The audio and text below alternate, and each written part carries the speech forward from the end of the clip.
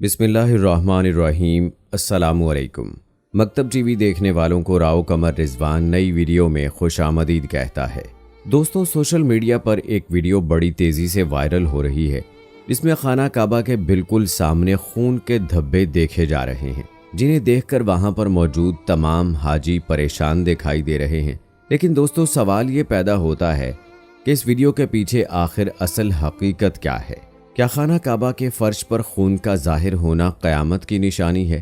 کیا یہ سعودی عرب کے حکمرانوں کی سزا ہے یا پھر معاملہ کچھ اور ہے؟ یہ سب آج کی اس ویڈیو میں ہم جانیں گے، لہٰذا ویڈیو کو آخر تک ضرور دیکھیے گا۔ ویڈیو میں آگے بڑھنے سے پہلے آپ سب سے گزارش ہے کہ اگر آپ نے ابھی تک ہمارا چینل سبسکرائب نہیں کیا تو ابھی سبسکرائب کر لیں، ساتھ میں بیل نوٹیفیکیشن کو بھی آن کر لیجیے گا تاکہ آنے والی تمام ویڈیوز کا نوٹیفیکیشن آپ کو بر وقت ملتا رہے۔ ویڈیو کو لائک کریں، شیئر کریں اپنے دوستوں کے ساتھ اور کمنٹ باکس میں اپنی رائے کا اظہار لازمی کیجیے گا۔ دوستو، مکہ اور مدینہ دو ایسے شہر ہیں جہاں ہونے والا چھوٹا سا واقعہ بھی منٹوں میں وائرل ہو جاتا ہے، جیسے کہ یہ ویڈیو وائرل ہوئی۔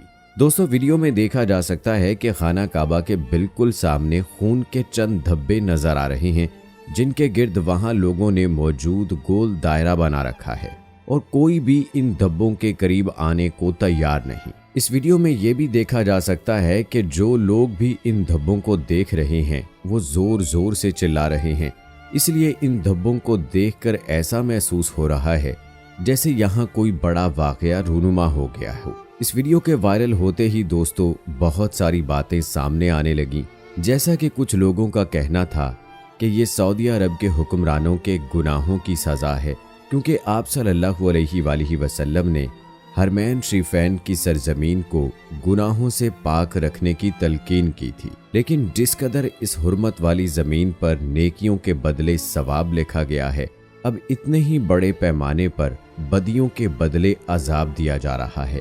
جس وقت مکہ کو فتح کیا گیا، اس کے بعد آپ صلی اللہ علیہ وآلہ وسلم نے مکہ کو امن کا مقام کہہ دیا اور وہاں سے بت پرستی اور شرک کو ختم کرنے کے ساتھ ساتھ تمام برائیوں کو بھی ختم کرنے کا اعلان کر دیا۔ اس کے بعد وقتاً فوقتاً یہاں پر برائیاں پھیلانے کی کوششیں ہوتی رہیں، لیکن جس نے بھی ایسی کوششیں کی وہ تباہ و برباد ہو گیا۔ لیکن اب صورتحال کچھ یوں ہو گئی ہے کہ سعودی عرب میں جس حکومت کو ہم اسلامی حکومت قرار دیتے ہیں اور جس کے پرچم پر ہم لا الہ الا اللہ کا کلمہ لکھا دیکھتے ہیں اور پرچم کو دیکھنے پر مسلمانوں کا سینہ پھیل جاتا ہے، وہی حکومت آئے دن مسلمانوں کو اپنا سر نیچا کرنے پر مجبور کر رہی ہے۔ کیونکہ اگر مملکت سعودی عرب کی موجودہ پالیسیوں کو دیکھیں تو ایسا لگ رہا ہے کہ مملکت سعودی عرب اب زیادہ دنوں تک اسلامی حکومت کے طور پر باقی نہیں رہے گی، اور جو حکمران اس ملک میں یہودی اور عیسائی نظام کو رائج کرنے میں مصروف ہیں وہ باقی رہیں گے، کیونکہ ان کی مادہ پرستی حد سے تجاوز کرنے لگی ہے۔ ایک وقت تھا جب سعودی عرب کے بارے میں مشہور تھا کہ یہ دنیا کا واحد ملک ہے جہاں سنیماز کھولنے کی اجازت نہیں، اور اس کی بنیادی وجہ مدینہ منورہ کا اسلام کے مقدس ترین شہروں میں سے ایک ہونا تھا۔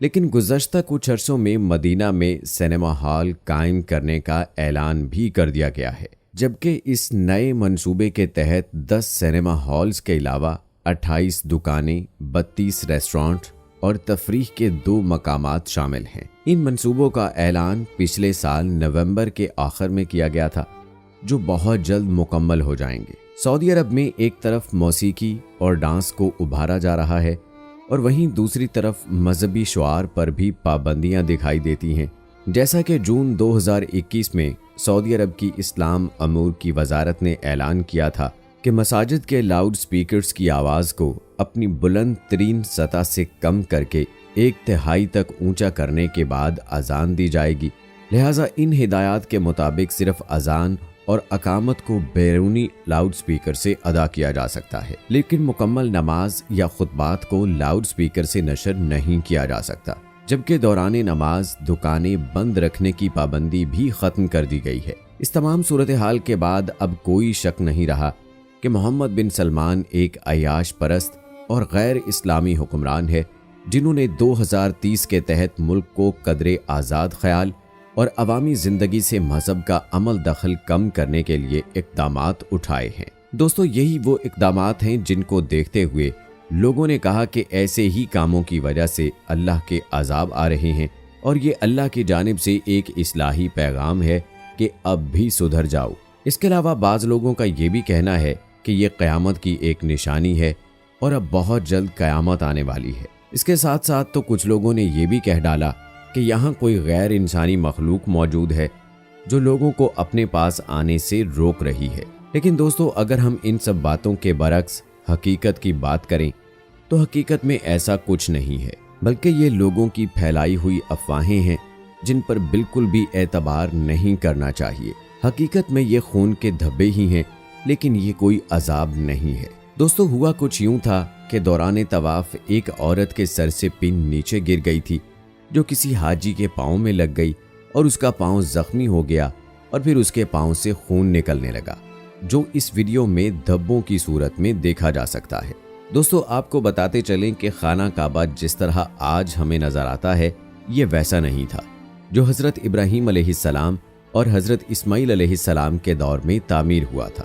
وقت کے ساتھ پیش آنے والی قدرتی آفات اور حادثات کی وجہ سے اس کو دوبارہ تعمیر کرنے کی ضرورت پڑتی رہی۔ بے شک ہم سب جانتے ہیں کہ خانہ کعبہ کی تعمیر کا ایک بڑا حصہ نبی کریم صلی اللہ علیہ وآلہ وسلم کی زندگی میں نبوت ملنے سے قبل ممکن ہو چکا تھا۔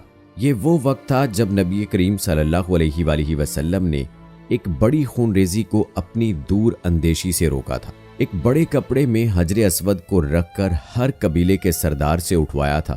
اس کے بعد آنے والے وقت میں خانہ کعبہ کی کئی مرتبہ تعمیر ہوتی رہی۔ آخر میں خانہ کعبہ کی تفصیل سے آرائش 1996 میں ہوئی تھی، جس کے نتیجے میں بہت سارے پتھروں کو ہٹا دیا گیا اور بنیاد کو مضبوط کر کے نئی چھت ڈال دی گئی۔